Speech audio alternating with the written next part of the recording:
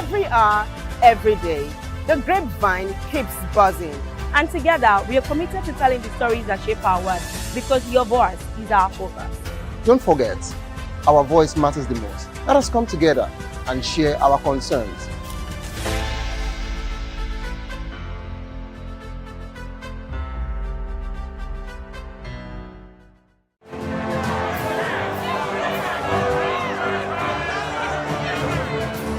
Do you want your voice to be heard? Do you know that you matter in the scheme of things? The People's Voice, the show where ordinary citizens take center stage as we discuss the biggest stories that affect you and I. With you in mind, we facilitate lively discussions, debates, and interviews on the topics that matter most to you and I, from social justice to economic empowerment, education to healthcare, governance, and more, tackling tough topics and amplifying your voice. Join the conversation and make your voice count. The People's Voice. Make your voice count. The red carpets, awards, the razzmatazz, music, fashion, interviews, and more. Spotlight on Voice of the People Television. Let's feed you with all the juicy stories in the global entertainment space, bringing you the glitz and glamour as it is hot. Stay tuned to Spotlight, 1 p.m. Monday to Friday. Spotlight on VOP TV. Entertainment like never before.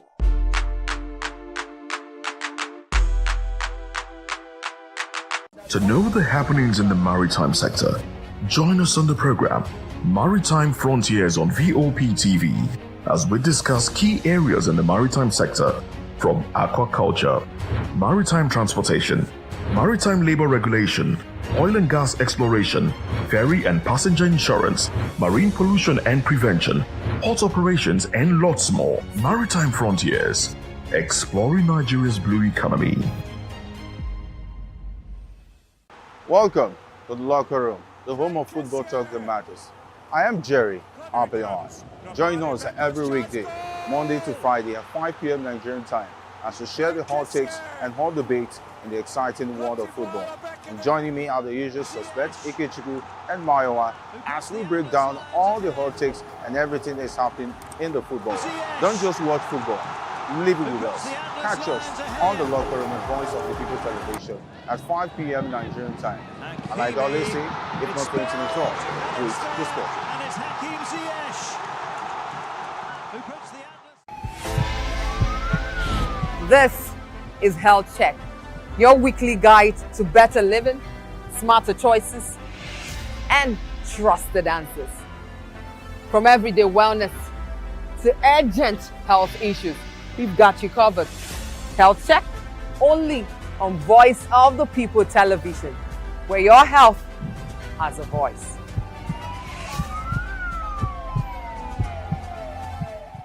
Behind every broken desk lies a broken promise. Education shapes the nations, but who is asking the right questions? Introducing Edu Dialogue, the show that goes beyond the surface, exposes the cracks, the corruption, and the silence in Nigeria's education system. Edu Dialogue, Saturdays, 3 p.m., only on VOP TV. We break the biggest stories, from missing funds to policy failures. We ask the tough questions and demand real answers. Edu Dialogue, this Saturday, 3 p.m. on Voice of the People Television. Join us as we drive into the world of politics through insightful interviews with prominent political figures, both serving and former governors, ministers, senators, legislators, party chieftains, activists, and analysts. Get first-hand information into the decision-making processes that affect our daily lives. Highly engaging one-hour program that brings political discourse into focus. I am Chukwuma Okoro. Political Lens, Monday through Friday, 6 to 7 p.m. Join us. In a world where truth is the ultimate power and opinions scream the loudest, It's time to wade through the noise Hunger no get tribe. Hunger no get religion. and scan the human interest and trending topics that matter. Stay tuned to The Issues, your plug to the stories making the buzz, from politics to science and technology, social justice, and more. Let's tackle the tough questions and expose the truth. The Issues on Voice of the People Television, Mondays to Fridays, 8 to 9 p.m. The Issues. Don't just react, understand.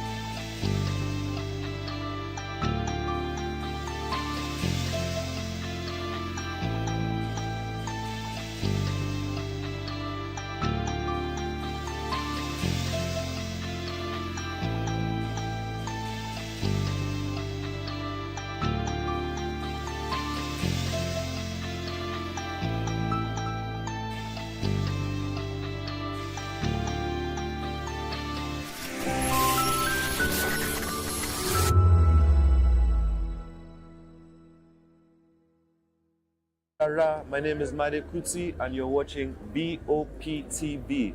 Keep watching. Welcome, my name is Zika Davis. Distinguished ladies and gentlemen, boys, viewers, everybody, boys and girls.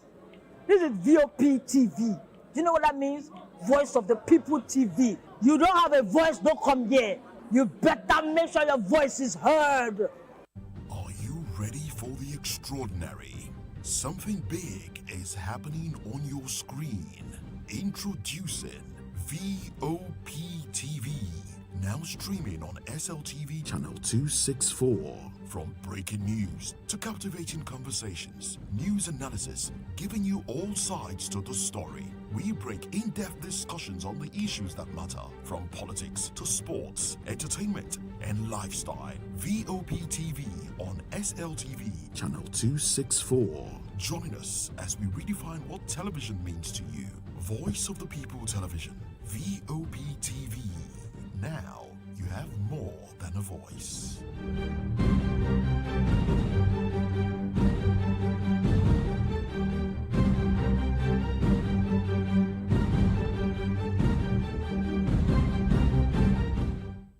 In a world where truth is the ultimate power and opinions scream the loudest, it's time to wade through the noise Hunger no get tribe. Hunger no get religion. and scan the human interest and trending topics that matter. Stay tuned to The Issues, your plug to the stories making the buzz, from politics to science and technology, social justice, and more. Let's tackle the tough questions and expose the truth. The Issues on Voice of the People Television. Don't just react, understand.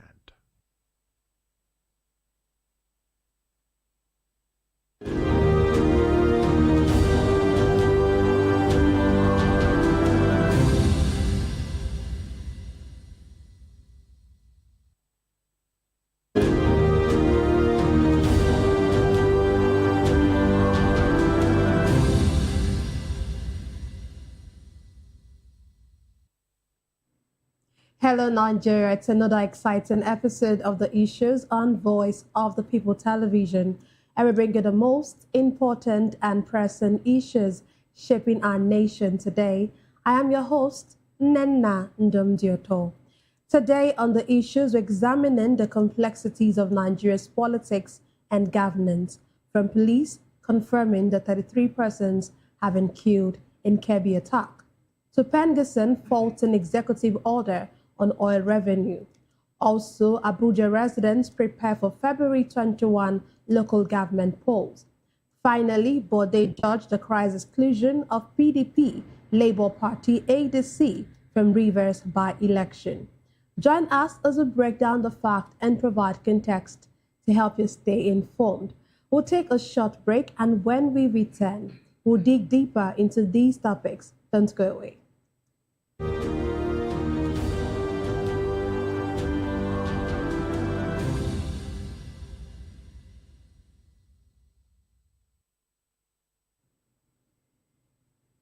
Glad to have you back. Let's dive straight into what we have for you today.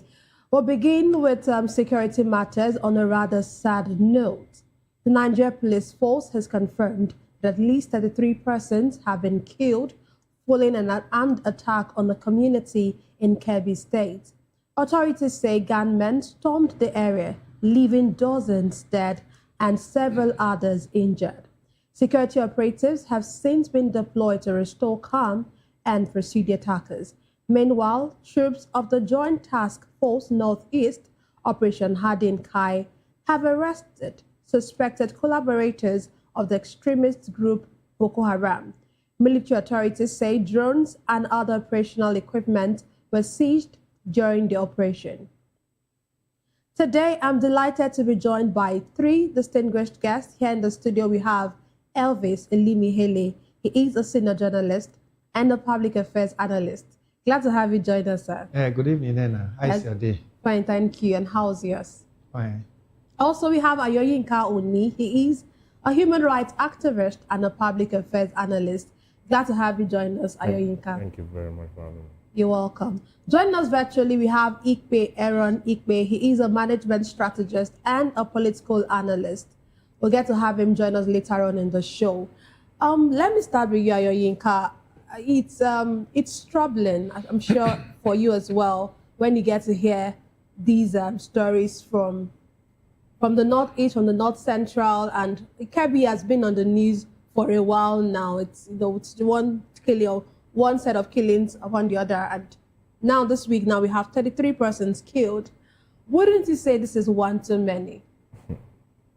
I want to say to Nigerians, and because I always like to speak to Nigerians, that we need to understand that in some developed countries, I would say many developed countries, the animals in the forest are well protected by we than we Nigerian citizens.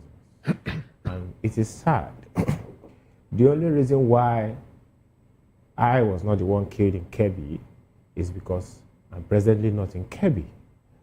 So, in a nutshell, any of us still alive in Nigeria today could have been the one that died in Kebbi, in Benue, Jos, Kwara, and every other part of the country that we have been having news of deaths every week. In fact, as far as I'm concerned, it's basically every day, and it is basically we citizens, journalists, activists still reacting, through protest and on the media like this. The government has been doing nothing, basically confirming the news when it has been out already by journalists, basically going for condolence visits that has been done so many times. Sometimes if I saw them when they visit the location of an Ondo State monarch that was killed, and I saw the police officers even laughing while they were marching in. I said, these guys are not serious. The issue of security is still a joke to these people, because the 1% of the 1% still feel that they are safe, still feel that they are protected, while Nigerians are dying no longer like chickens anymore. They are basically dying like mosquitoes and flies every day, that you just jam your hands together and they get killed. I'm not going to say, yeah, and pretend and say, oh, the government should wake up, they should do this. The government of Bola Ahmed Tinubu and the statistics governors cannot protect the life and properties of Nigerians. The question is that do Nigerians want to continue to die, or they want to fight for their life? I think Nigerians have to answer that question. Okay, you said the government of Tinubu are not ready to protect Nigerians. So what should Nigerians do? If because really, one of the fundamental human rights that we have as citizens, or the fundamental rights that we have as citizens, is protection of lives. That's by the government. And now here you are saying our president, of course the state government and all, are not ready to protect us. So what will Nigerians do? That question is a big question. And the question is for all Nigerians. So we will propose and we will, advise, because you cannot continue to be in your country. Because I tell people, you wake up in Lagos and you hear in the news that someone died in Benue, and you are very comfortable. You're not supposed to be comfortable. People will not wake up in New York and hear somebody died in Arizona and they'll be comfortable.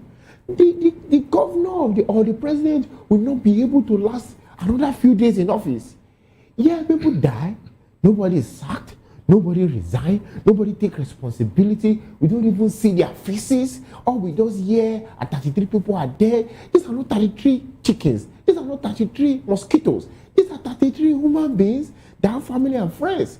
So in your community, in your local government, in your state, you hear people die, what should you do? For me, the simple issue is that the people should not sit in their home and wait for the next to die. The simple issue is that they must come out and demand for better. Because if you go, like the issue of Jackson, and you try to defend yourself, you might end up in prison and will have to now speak out for you before they get you released, even for, self-defense. So it's not a case where you can carry a weapon and say you want to protect yourself. It's not a case where you can call the security or the police and they already come and protect you.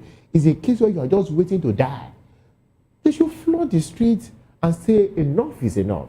If Bola Ahmed Tinubu is saying they cannot protect our life anymore, if the governor is saying they cannot protect our life anymore, if the DPO of this division, if the CPO of this division, they should resign so that another person can come and protect our life.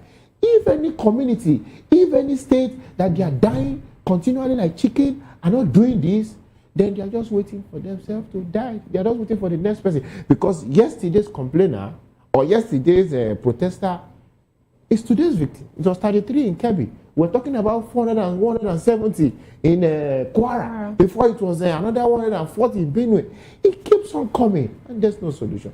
The solution is that you flood the street and demand for the resignation of whoever is in charge of their life. Okay, let me come to you, Mr. Elvis. One of the things that was said during this report is that some of the residents actually decided to stand up for themselves. And, it led to a fatal confrontation with the armed group. And that's why, according to the police, many of these people, as in we saw this large number of deaths. Well, the police were even blaming these people that why did you have to, that things like this need coordinated security intervention. But we've seen many times that the police always don't come on time when these things are reported to them. So what do you make of this? Here are these people coming out to help themselves or to help themselves, because it looks like the security agencies might not be doing that. And then the police, on the other hand, is telling them why are they doing this. So what do you make of it? Nena, it's so painful to hear these stories. And I sympathize with Nigerians in Kebbi that things of this nature, has repeated itself again in Kebbi State. Kebbi was in the news when those children were kidnapped from their hostels in the school. And now Kebbi is back to the news again. But do you know why this matter is becoming so frustrating to discuss, Nena? It's because there are no deterrents. When it happens and nobody is actually reprimanded for his or her failure, it's bound to happen again. We were told in Kebbi that before the children were moved out of their hostel, that there were supposed to be a military forces that were guiding that area. They moved out some few minutes before those children were adopted. Till today, Nigerians were calling for who gave that order for them to move out and what led to it. Till today, we have not been told that the people who moved out have been arrested and are now being queried. We have not heard. Then, that came, we saw even the governor that was running helter-skelter, talking about, people, the people that were meant to secure those children were called to move out. The governor was actually crying and running up and down. But that governor has a lot of security votes monthly. that is not announced to anybody in Kebbi State. They don't know the amount. He enjoys it. But when issues of this nature happen, then they'll tell you, we are only just being tagged chief executive of the state. We are not in charge of the security of the state. But when the security vote is coming into his pocket, he doesn't tell the Kebbi people that he's not in charge of their security. He pockets it. That money belongs to the Kebbi people. That is meant to be protected. You see, this is where we start shifting this goalpost left, right, center. We are not helpful to Nigerians. That's why what my younger brother here said, that Nigerians should ask for the security of their lives and property from the government. That's exactly what it means. You see, these people felt that even when they call on the security architecture, they will not say them. They will not come on time. People would have died before they come. That's why they try their best to resist and see whether they'll be able to. Unfortunately, you know the number these insurgents always come with. They come like 200, 300 with a lot of motorcycles. These motorcycles are driven around the town, through footpaths and all that. But Nigeria security will say they did not see them. And when they finish all this, their nefarious activity, they go back. Where you park 10 motorcycles, it's not a small space. Let alone parking hundreds of motorcycles. So Nigerian armed forces intelligence cannot capture where they live. They cannot even capture them when they are moving on the road to go and cause this mayhem. It's so sad. Then the people have decided that, okay, let us even see if we can resist them on their own. But because of the number and because of their sophisticated arm, they were able to, outwit them. I just pity them. Because there's a failure from the government. The governor they voted for also disappointed them. Even everybody that within that enclave, these people have a representative in the House of Assembly. Everybody, every ward you see in Nigeria has a representative, even as a councillor, as chairman, as member of the House of Assembly. Before you now get to the governor, before you now begin to talk of House of Rep and Senate. Tomorrow, what we only hear in Senate is that, the person that is from that constituency will only stand up and announce the number of deaths in his own senatorial district. And after that, they will do 1 minute silence. The next thing you hear the federal government say, they have asked them to show up security in that area and investigate. Investigation that will never come fly and give us the result of investigation.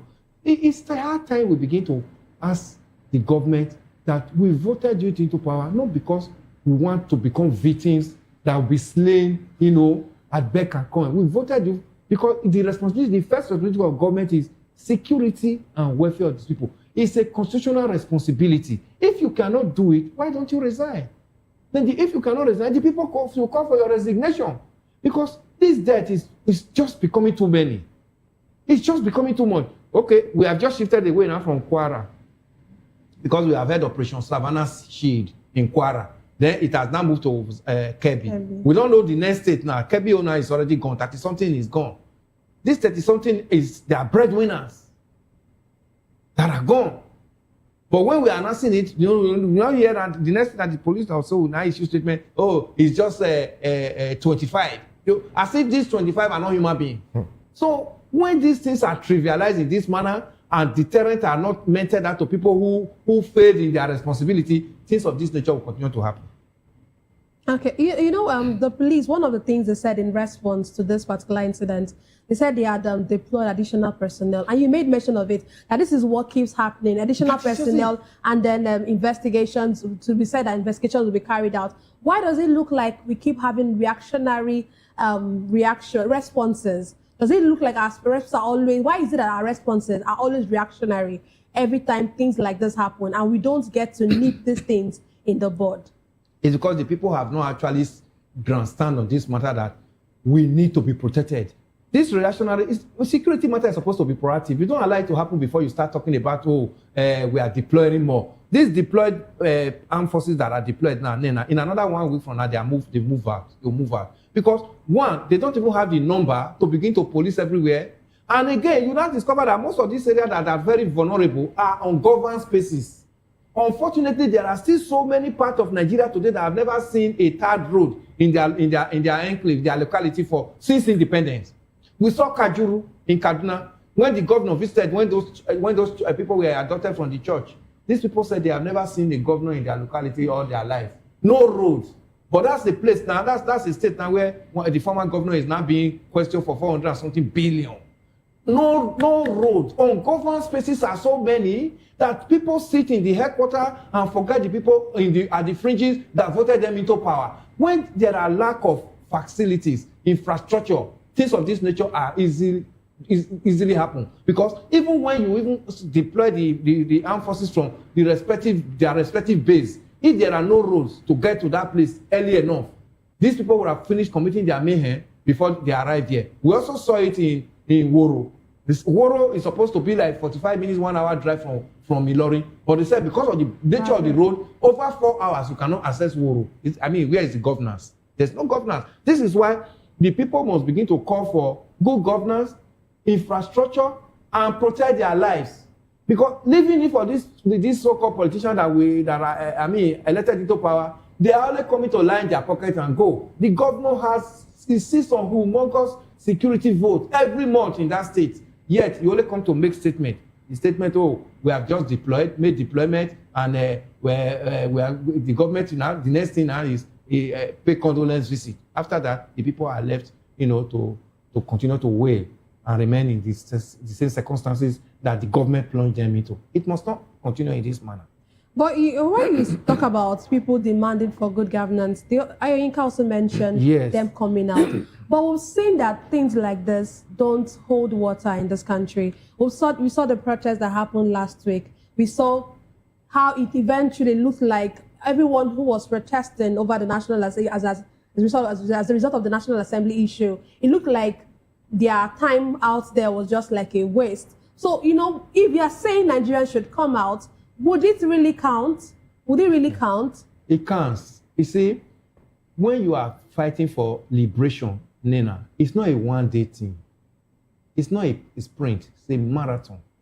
Don't just think you do it. Today, people are enjoying freedom in America. Go on, the people that died in America, we remember Martin Luther every day. Do you know what it takes for the black and white to not sit down in the same room in America? It wasn't like that. It was not just one day thing. The people that are doing this to us, it's not up to 10% of Nigerians. 200 and something, over 200 and something million. How many are the politicians that are doing this? So if you are saying it was not successful, it's successful in a way. In the first instance, you see the way they hurriedly adjourned sitting and went on recess after they passed that electoral act. Because they know too well that what they have loaded in it, the landmine, they quickly hurried and closed the National Assembly and said they were going on recess. But because Nigerians now interpreted what they said they passed, and Nigerians have now made them to understand that we understand what you are saying, they now hurriedly call for emergency sitting. That sitting alone, that tells you that they hear what we say. They respond to some of our protests. That emergency sitting that they have to cut short the recess and started sitting on this matter is part of the success of what we are protesting about. The protest may not be that, as soon as you just do it, you get 100%. But there are systems. Systems are being in place. You see, they hurriedly came, the House of Rep came, Senate came, and they started meeting. Even when they were meeting, people were still protesting. So it's not just that when you now come out on the street, you expect that, that same day, a military base will be built in your village, then a military barrack will come. It's not like that. Government also have system, they also work in systemic form. As you begin to tell the government, begin to follow it up. It must not be that when you finish, you now retrieve and leave it for them again. Leaving it for them, they will never find solution to it. I don't know if you want to chime into this particular question. Yeah, of course, protest is important. Protest works. I've been leading protests in this country for over 10 years now, and I can tell you many results of protest. But the problem, just like it says, that many people expect one-day result. That's one. Also, many people will not come out. They expect somebody to do it for them. I'm going to give you a very quick example. The state of Minnesota pursued ICE, out of their state. And that is a federal might of Trump. By doing what? They occupied everywhere. You will see, if you look at the protests we have led in this country, the crowd, and look at that of the US or the UK, you will see the difference. It is the crowd that gives the message. Yes, sir. So when the president sees that kind of crowd, he knows that these people are not here to joke. And he has no choice than to wake up. But I can tell you clearly that in Kebbi, in Benue, they are not protesting properly. I've been leading protests in this country for years now. It takes a lot of strength for us to get the Northerners to revolt, except when we did the end-back governance, which many of them joined. But it has still not become a culture like we do here in the South. So protest work, you just have to organize properly. I say it again. The people that are dying in all these northern countries, all these northern states, North Central, North West, North East, if you want this to stop, you need to demand for the resignation of your governor and the president. And you have to do it in mass. If you don't do that, you're not going to take your life seriously. Bola Ahmed Tinubu does not care about the life of every Nigerian. Neither does your governor. They will just play this service and they will move. If I left for them, it should not be reported. As long as it's not reported, they will rest. Why did Bola Ahmed start talking about insecurity? Until Trump started shooting him. That was his interest. And when he has handled Trump, he's back at enjoying himself. So when you say he has handled Trump, what do you handled to solve the problem of Nigerians? Hope they know. They landed 300 forces. Have Boko Haram stopped attacking. The US are here for their own international politics, not to hand. I've said it here before. The United States of America have never handed any terrorist group in the entire world. They are not going to start with Boko Haram. So if Nigeria is going to end terrorism, it has to be done by proper leadership. Unfortunately, we don't have one. Okay, let's look at the military in the Northeast, who say they have arrested some Boko Haram terrorists, and of course, aside from arresting, they took some of their drones and all of that. Would you say that as a win in the midst of all of this that looks like darkness? Would you see that as a win? We've seen. Or would you see that? Let me just ask. Would you see it as a win? Of course, I will not. Any Nigeria or any citizen that sees that as a win definitely don't know what we have lost.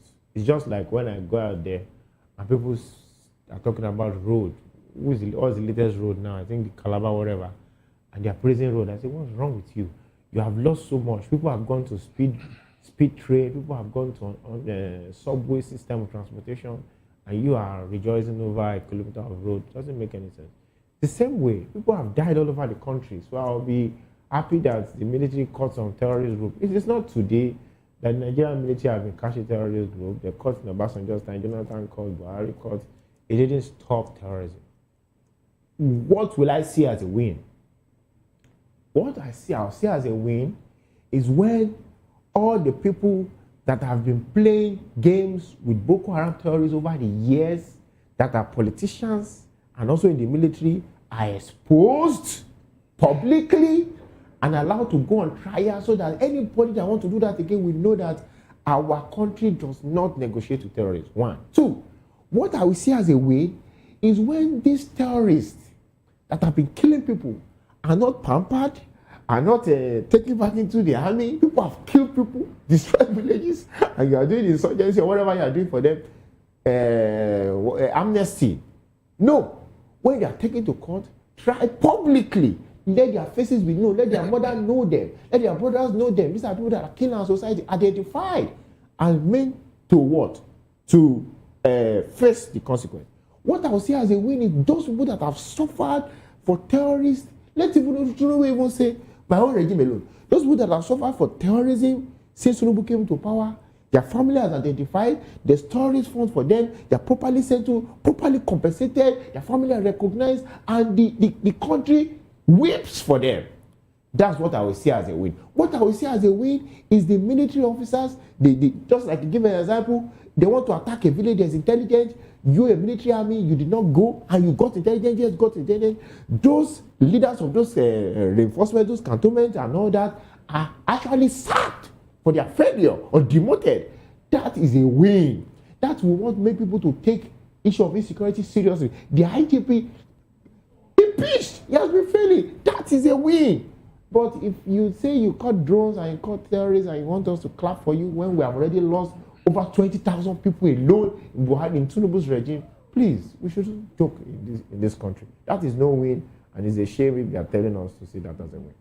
Okay, Mr. Alvis, let me come to you. One of the things he talked about was the fact that one of the things he feels that he sees as a win would be actually trying this terrorist and not embracing them and trying to do this amnesty, this non-kinetic that the government is using. And we've seen that some of them are being integrated back into society. Some of them are even, according to reports, some of them are even being more pampered than those even in the IDP. What's your take on that? Like, are we supposed to be going through that route? Are we not supposed to actually, because all of things like that would actually cause more pain to the people who are seeing these people who are victims whose families have been killed, whose homes have been destroyed. And then we now see our government trying to ensure that these people are reintegrated into society.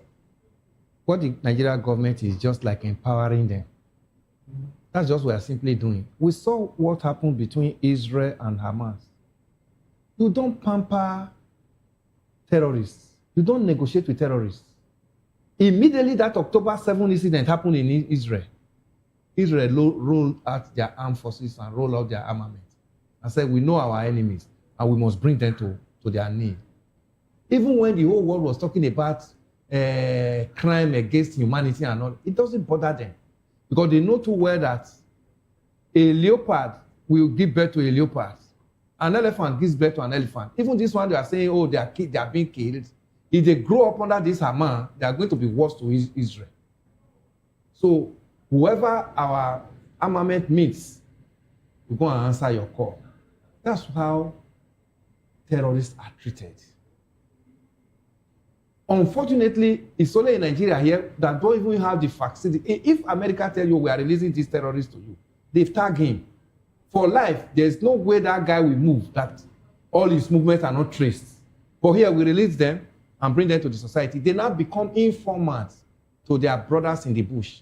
That's why you see logistics gets to these people easily. Do you know what it means to even buy one motorcycle? No, Nena, if you buy a motorcycle in Lagos and say, oh, I have an uncle in village, I want to go and give it to him in the village, do you know what it will cost you to move it down to your village from Lagos? Just one to appease your uncle. But unfortunately, we see 200 motorcycles. How did they get into the bush? How did they get into this country? Are they made here? Apart from even the motorcycle get into the bush, these motorcycles that get into the bush, they are not powered by air. They use fuel. So they actually go to a filling station too. These people get fuel, not even going to the filling station. They have a fuel dump. They have a fuel dump site in whatever camp they are, where they fuel these motorcycles. These motorcycles are not motorcycles that does not spoil. They get spoiled too. They have spare parts to fix them. People go to the bush to go and fix it for them.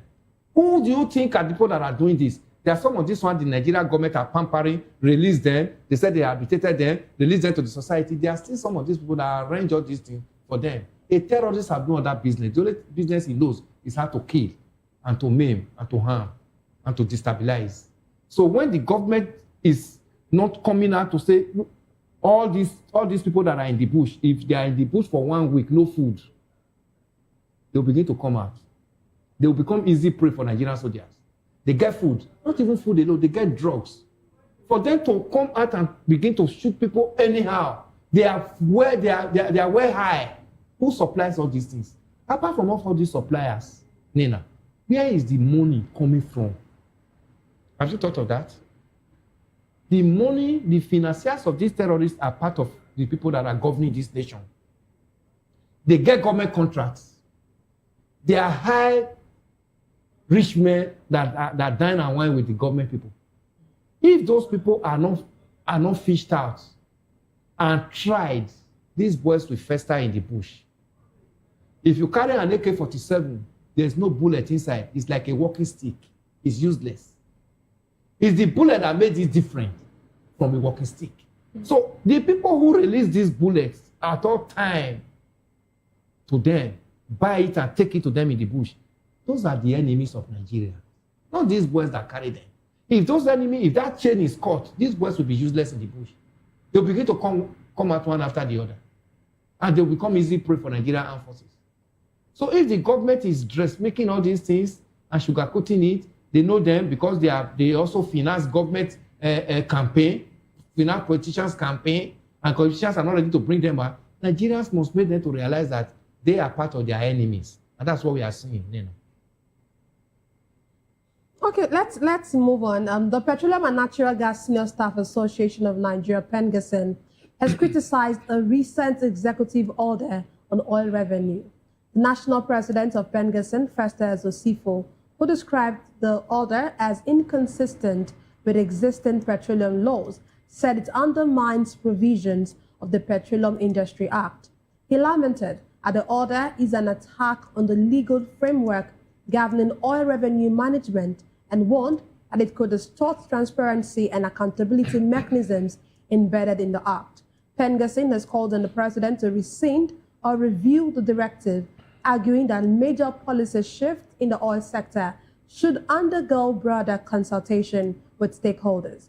Meanwhile, energy expert Nick Agule has described President Bola Tinubu's Executive Order 9 on the direct remittance of oil revenues to the Federation account as perhaps the most significant reform of his government. Speaking during an interview, he insisted that he restores constitutional order and ends what he called the unlawful diversion of Federation revenues. Let me come to you first, Ayo. You went of this executive order, when you got wind of it, do you think it's actually a good one? Do you align with Festus Osifo's saying that this is wrong, or do you align with Nick, who is saying that this is like the best reform that our president has actually done? Well, I will laugh at the energy experts. And the reason is because this is not the first time. Buhari did the same thing. Executive order, direct disbursement, and nothing came out of it. And if you should, some of the things that this president do, sometimes you just smile because they basically almost follow the same calendar. When I remove subsidy, I will use the money I remove to do infrastructure. Later, they will tell you we made 50 million after removing subsidy. The same thing Buhari said, the same thing Jonathan said. It's basically almost like a playwright that someone gives to them. Buhari said this also during his time. Nothing came out of it. You are saying that you are going the funds or the revenue gotten from oil and gas should be taken directly to the federal government account. Oh, because of transparency. The question is this.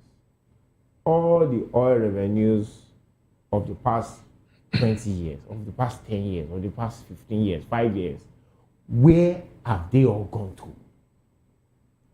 Let's say after it was remitted to NNPPC and all that, they now gave to federal government and all that, the sharing formula. Where did all those funds go to? Where are they in the society? Where are they in the health sector? Where are they in the educational sector? What has it built? You can trace what the UAE used their oil to do. You can actually, oh wow, this is what they used it to do. We cannot see that our oil sector was used to build our science and technology. We cannot see that our oil sector was used to build our education. What massive health care sector do we have in Nigeria? So when you just wake up as the president of Nigeria and say, I'm giving an executive of accountability, were you ever accountable? That's the question Nigerians will ask. Even though it looks like a sweet thing to do. But this is why Pengassan is saying that, and I will explain. The Nigerian oil sector is not fully owned by the Nigerian government. They have privatized that sector. And they were the ones that sold it to themselves. And Pengassan, who are workers under this sector, have been battling with the private sector and the government for years, discussing policies that will favor their workers and them. I also have issues with this union, but they are still our friends in a way, because we protest together sometimes. So they meet government today, these are to handle our workers. They meet the public sector, the private sector who are involved, these are your under, and they keep going back and forth, back and forth. So when there is a policy change by the government, it affects them immediately, because the private sectors, who are also their employers in a way, will somehow have to adjust to favor their profits. Do you understand? And that is why he said there should have been proper consultation with them before this executive order are given. But that is not the issue. This is the issue. The issue is that you cannot, as the federal government of Nigeria, privatize your resources, privatize your major sector over the years and expect any progress. Not only that, you have privatized it and you are still subsidizing. It's a lie, I don't know. That's not subsidy. The government is still subsidizing for some of their friends in that sector. What they do is not that they remove subsidy. What they do is that subsidy change hand.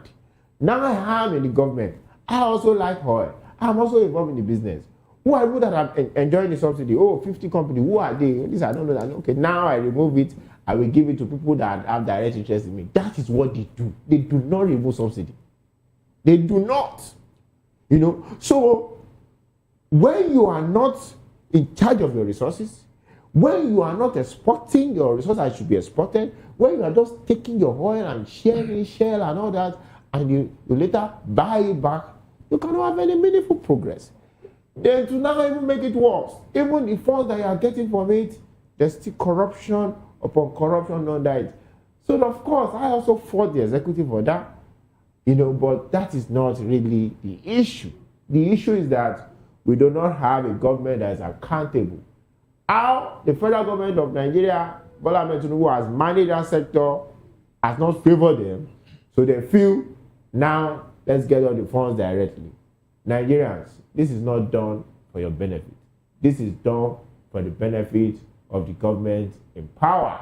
If you want the oil sector to work, you have to ask for transparency. You have to have for the oil sector to be renationalized back to the people of Nigeria. You have to ask for the region that are producing the oil to have proper development for their resources, which is directly for them. You have to ask for the people that have been stealing our oil over the years to be exposed and to be punished. When that is done, we have progress in the oil sector. But all this executive order, Buhari did it, it's not going to make any progress. Okay, Mr. Evans, this is, according to the president, this whatever revenue that will be gotten from this, or that is being gotten from NNPC, will be moved to the federation account. But we know that it means that there will be more monies to the 3 tiers of government, which already some of the monies that are being given to them are not accountable for. Don't you think that, what do you make of it? It's more money for the revenue, isn't it? And more money for the state governors and the local government chairman. Let's even say state governors, because local government today, the local governments have not been able to find themselves out of the jokes of the governors. So the more money for the local chairman, the governors, to be junketed around the globe. If as we sit here this evening, if we want to take the statistics of the 36 state governors in Nigeria, you'll discover that about 10 are not even in this nation. Maybe more. Or even more. They are not here because they have so much on their hands. So now, the president has so designed it in such a way that he knows too well that the governors are too vital to his coming back in whatever form. So the governors must be pampered.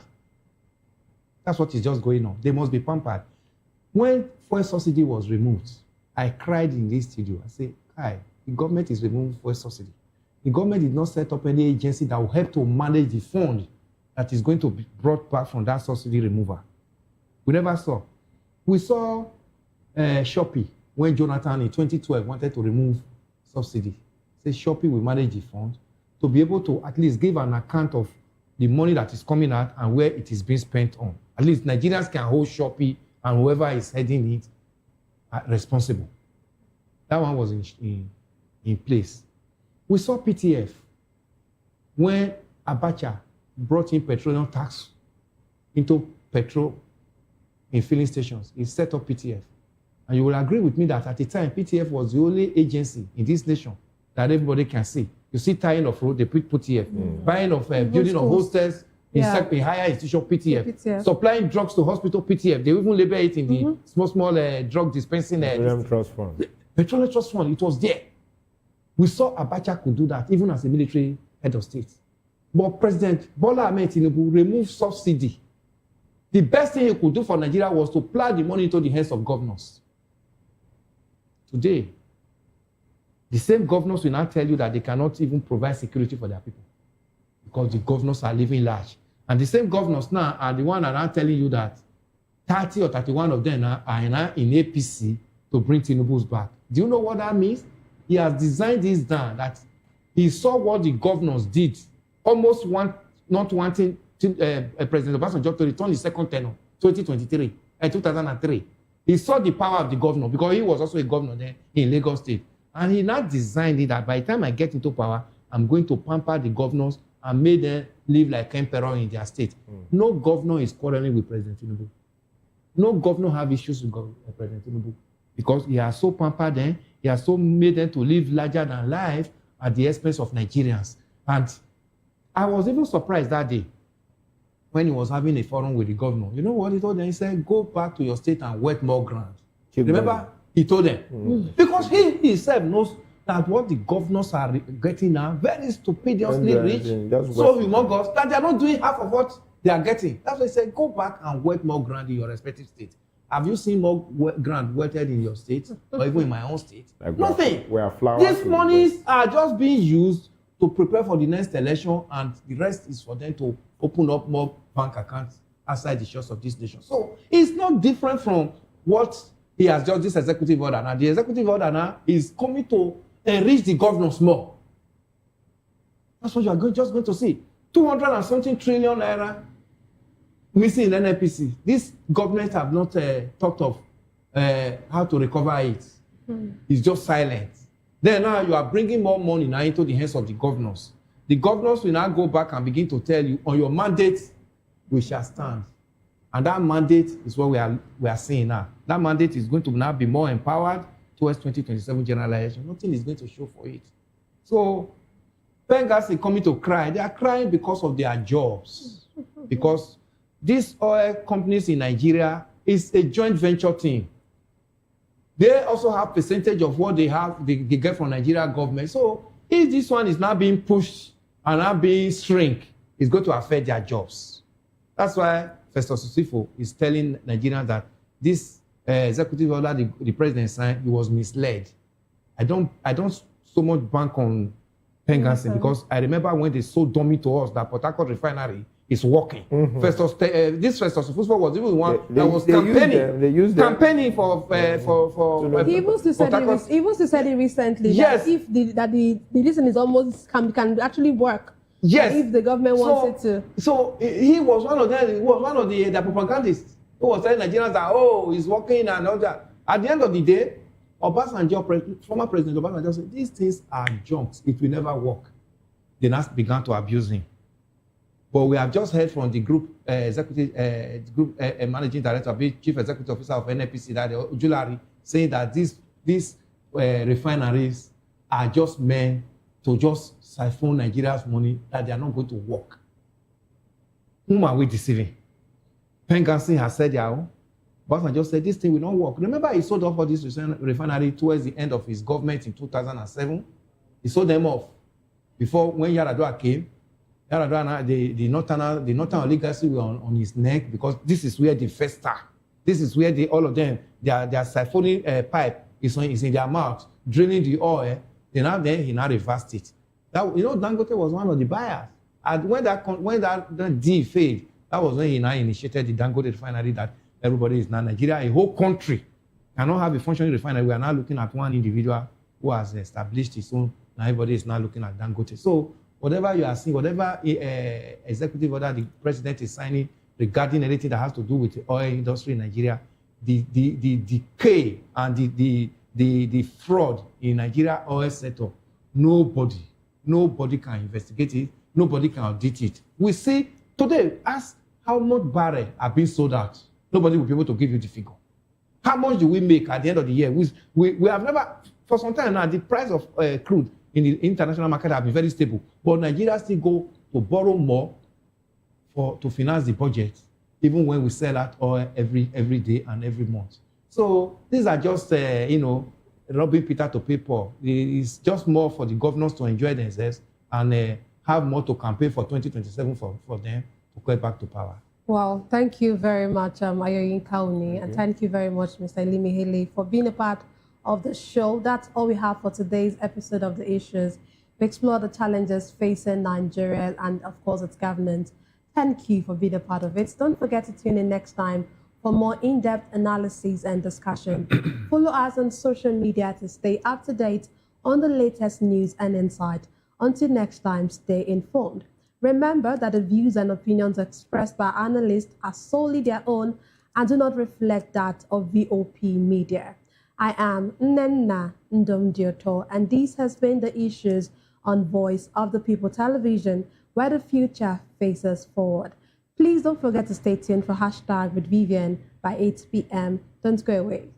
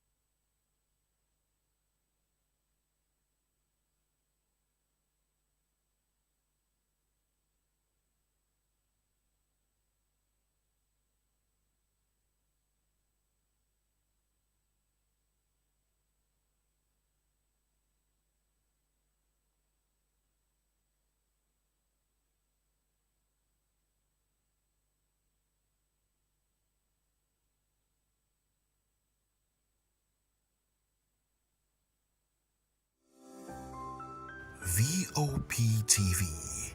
Now, you have more than a voice. I'm Sarah Nystrom from Sweden, aka Chief Omobowale Communication Queen. Keep watching VOP TV. I am Samantha Jacobs representing the States. Miami's in the house, and I want to make a shout out to VOP TV. I'm a humanitarian, and I'm also a rep in the film industry and the art industry. I help dreams come true, and I help you keep on that path. Shout out to VOP TV because you're helping people stay on their path too. Cheers. All right, my name is John Odibo. Keep watching Voice of the People because it's a fantastic station to be with all the time. Thank you very much. My name is Pastor Elvis Ciro, the convener of the Voice Achievers Award, and keep watching VOP. Yes, that is the channel for all the people.